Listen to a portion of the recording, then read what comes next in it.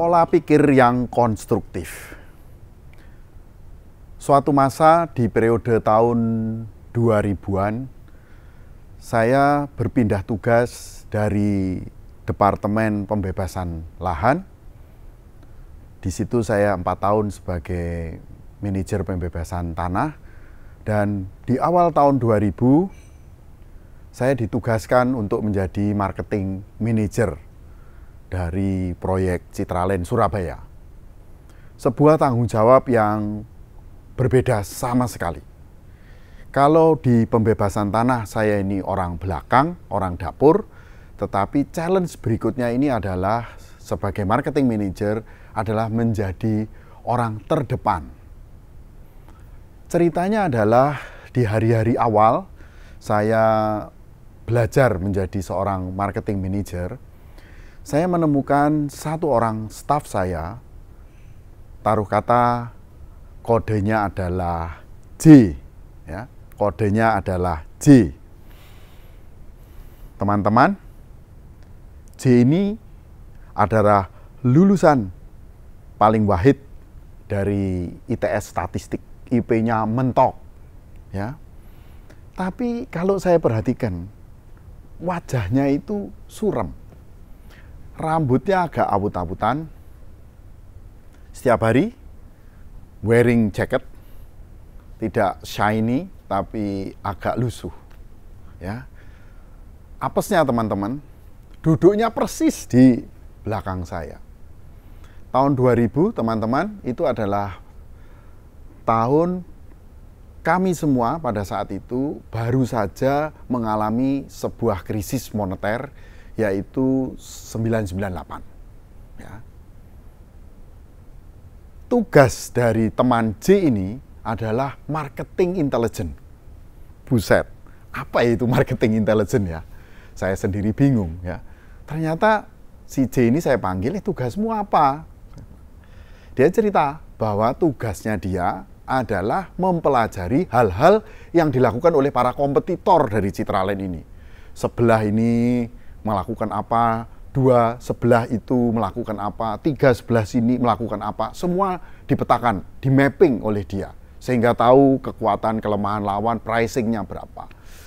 Saya pikir teman-teman, lah untuk apa ya melakukan marketing intelligence? Semua real estate, semua bisnis lagi susah.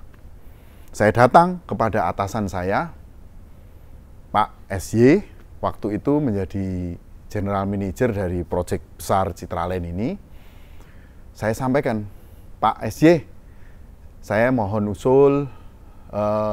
izin usul untuk menempatkan J ini daripada jajaran marketing intelligence yang orang belakang. Target saya besar, suasananya masih belum kondusif, saya pindahkan saja si J ini untuk pindah menjadi line terdepan, yaitu jajaran marketing sales, marketing eksekutif, ya, yang jumlahnya kala itu masih 6 begitu ya. Saya ingin menambah jumlahnya supaya beban tanggung jawab ini bisa dibagi-bagi.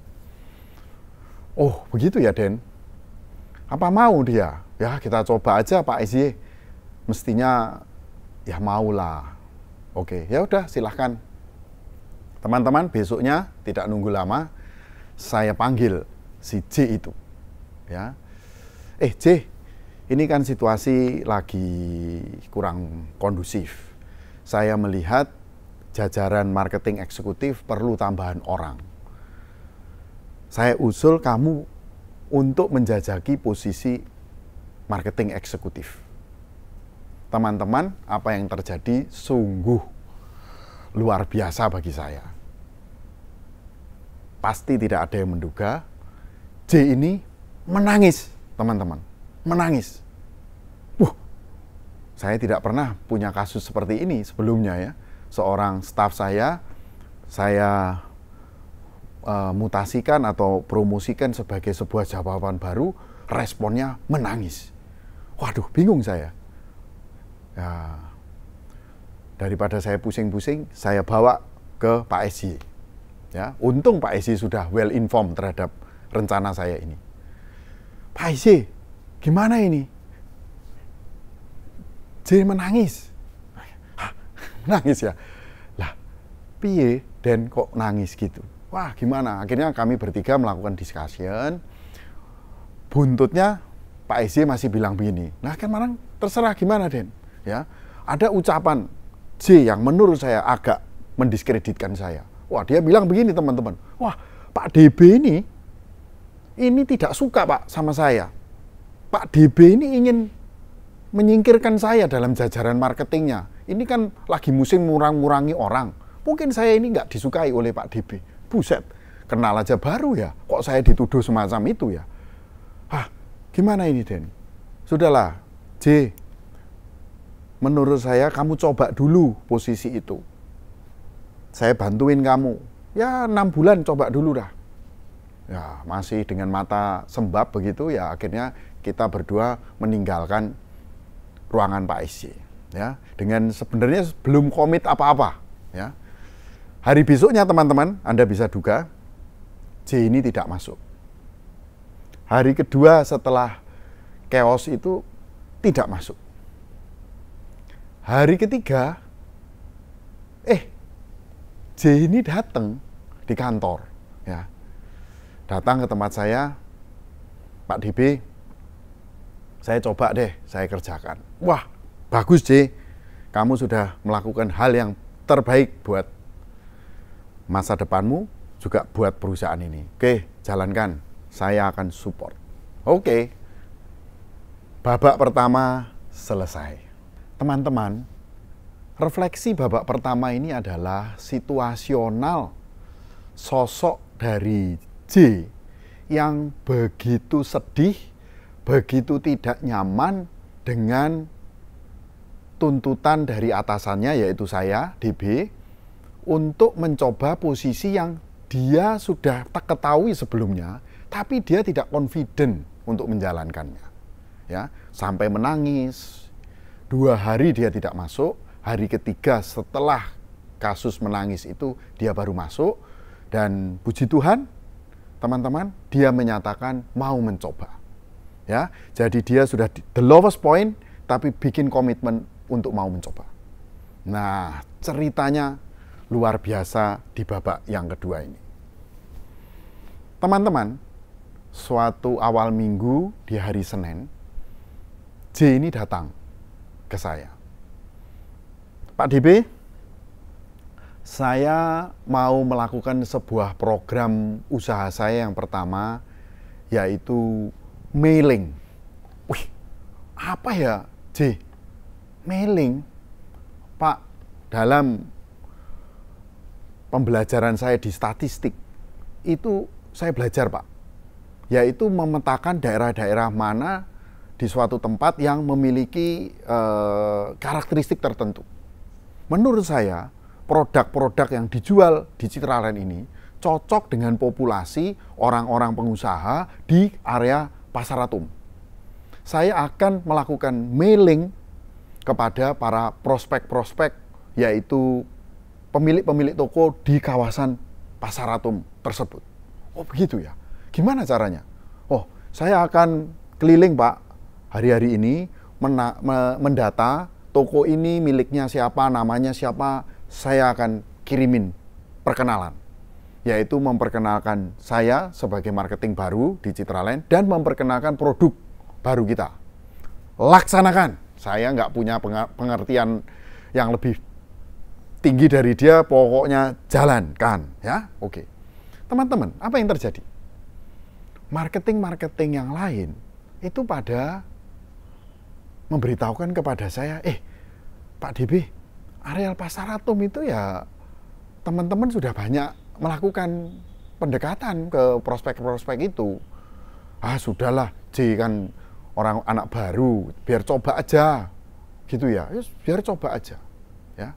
Teman-teman, J ini meskipun dia katain atau digosipin oleh teman-teman sederetan meja dia, tetap menjalankan apa yang namanya mencatat prospek-prospek yang dia akan kirimin surat.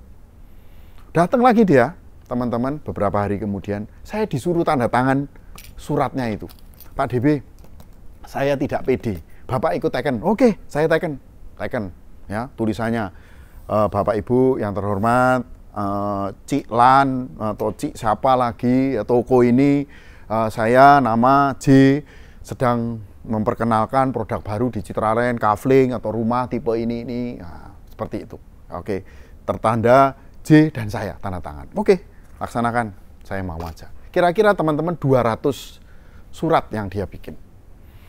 Ya saya nggak tahu, dia sudah pokoknya menyebarkan begitu. Suatu ketika, dari 1 minggu kemudian dari acara itu, saya datengin lagi sama J. Pak DB, ada orang dari hasil mailing list itu memberikan respon pingin ketemu Bapak. Aduh, ya teman-teman, apa yang terjadi? Saya ini ya marketing manager baru bukan? Ya, saya ya takut loh. Ya, J ini lebih takut lagi. Ya, 2 orang yang agak khawatir ini kita datengin lagi, teman-teman. Ya, dateng ke tokonya. Ya, orangnya lagi begini ya. Taciknya ini, itu kerjanya begini.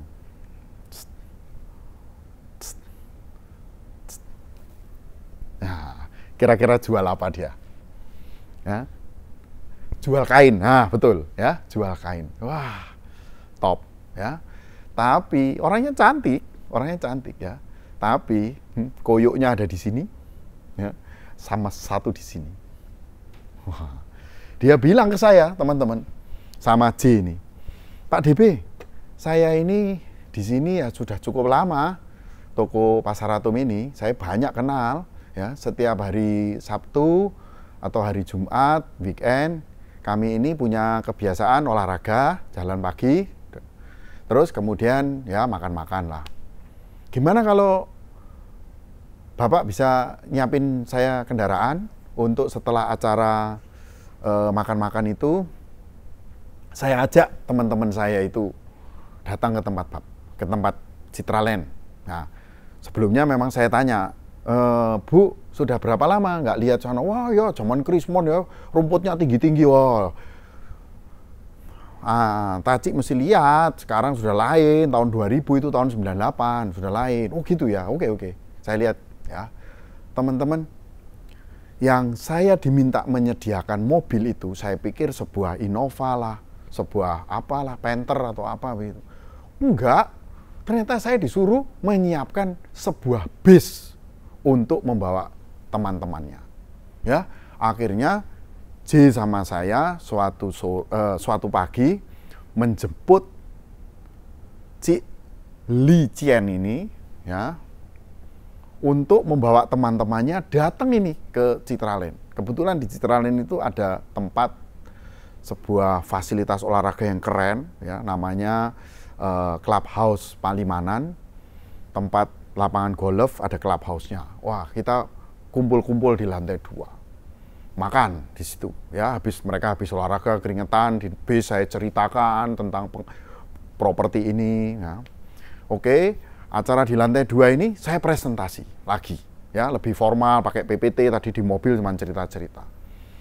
Teman-teman, J buka, saya bicara, belum kalimat-kalimat saya ini keluar lengkap, teman-teman, si Cik Li Qian itu tahu-tahu berdiri, teman-teman, berdiri, seret. Waduh, ada apa ini Cik Li Qian? Dia minta mic. Dia bilang begini, teman-teman. Hei teman-teman, ya pakai bahasa Surabaya ya. Gimana kabarnya semua? Seneng di Citraland sini? Woi, senang ya, udaranya bagus, mataharinya top. Teman-teman, Pak Denny ini mau ngasih saya komisi untuk penjualan yang terjadi pada hari ini. Buset teman-teman, saya memang ada komitmen fee terhadap Ibu Li Qian ini untuk setiap transaksi yang bisa dia bantu pada hari itu. Ya, kira-kira mungkin sekitar 35-an orang lah. Ada 1 bis dan beberapa mobil. Teman-teman, keringat saya ini udah kayak jagung-jagung itu. Saya merasa dipermalukan oleh Li Qian yang saya sudah support ini. Waduh, saya udah istilahnya dunia ini runtuh ya, kalau Obelix bilang itu. Ternyata teman-teman, kalimat berikutnya dari Cik Li Qian ini Ini yang melegakan saya. Cik Li Chen bilang begini, teman-teman, kalau teman-teman semua beli hari ini, komisi yang saya dapatkan dari Pak Denny itu, saya kembalikan semua ke teman-teman. Waduh teman-teman, yang namanya orang marketing yang isinya J dan saya, karena kita tidak prepare untuk hal-hal yang luar biasa teman-teman. Dari sejak siang itu sampai sore, kita ini nggak habis-habisnya bikin yang namanya surat pemesanan tanah. Hari itu teman-teman luar biasa. Ya, dari beberapa bulan, beberapa tahun sebelumnya kita tidak jualan ini teman-teman, tidak jualan ini. Hari itu kira-kira kita bisa membukukan 35 SPT dari teman-temannya Cik Li Chen ini. Luar biasa. Ya, akibat dari kerja seorang J yang tadi di babak pertama itu sangat down dia. Babak kedua berakhir. Teman-teman, refleksinya apa ya teman-teman terhadap sikap, pola pikir, pola tindak dari seorang J ini. Ya. Dalam cerita kasus intrapreneur bintang, menurut saya teman-teman, J ini menunjukkan pola pikir yang konstruktif. Menurut saya adalah hal yang lumrah dalam situasi yang awal di mana dia menangis, dipindahkan, itu solusi terpendek adalah resign. Itu sesuatu hal yang menurut saya kebanyakan orang melakukan hal itu. Tapi dia tidak melakukan hal itu. Akhirnya setuju, meskipun di awal menolak ya, mencoba. 1-2 hari nggak masuk, hari ketiga masuk, dan dia mulai membangun pola pikir yang konstruktif. Teman-temannya bicara, oh Pasar Atom itu sudah pernah saya tangani, nggak peduli dia, konsisten. Ya, dan akhirnya buahnya dia dapat. Teman-teman, tahun itu si J ini, debutan baru yang dimulai dengan tangisan ini, menjadi top sales di proyek kami itu. Ya, saya baru tahu ceritanya. Kenapa di awal saya cerita wajahnya itu lusuh, pakai jaket, rambutnya awut-awutan. Ya, dia adalah seorang putri pertama dari ibu yang sudah tidak ada ayahnya lagi. Ya, dia itu meskipun cewek belum menikah, tapi dia adalah kepala rumah tangga dari rumah tangga ibunya itu, di mana dia punya adik-adiknya, teman-teman. Ya, sebelum ke kantor ini dia harus beresin adik-adiknya itu, juga beresin ibunya karena ibunya tidak terlalu sehat. Ya, tahun tersebut gara-gara pola pikir yang konstruktif itu dia menjadi top sales. Tahu teman-teman, yang tadinya naik motor itu lusuh. Ya, tahu-tahu tahun itu dia sudah belajar nyetir mobil dan kemudian beli mobil dari komisi yang dia dapat dari hari yang bersejarah buat dirinya itu. Ya, beli mobil Korea A to Z, ya, Atos. Ya, saya ingat betul warnanya biru.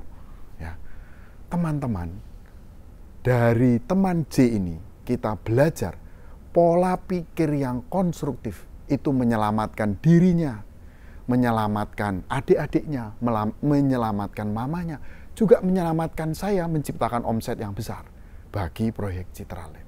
Ya, pola pikir konstruktif, berpikir panjang, jangan buru-buru, aku tak resign saja. Ya, berusaha fleksibel, melihat seperti ini, oke, saya coba dulu. Tidak gentar waktu orang-orang bilang bahwa itu sudah pernah dilakukan, jalankan aja. Ya, semoga dari cerita Miss J ini, yang tentunya dari awal marketing eksekutif, tipe pola pikir konstruktif ini mampu dia menjajaki karier-karier yang lebih tinggi. Akhirnya dia menjadi seorang marketing manager, ya, dan kemudian dia masih bertahan sebagai marketing manager, dan akhirnya, ya, mungkin dia punya spirit untuk menjadi seorang entrepreneur dan sekarang menjadi ya soul agent individual yang hebat di Surabaya ini. Ya, terima kasih. Demikian cerita saya tentang pola pikir yang konstruktif dengan cerita Miss J yang luar biasa.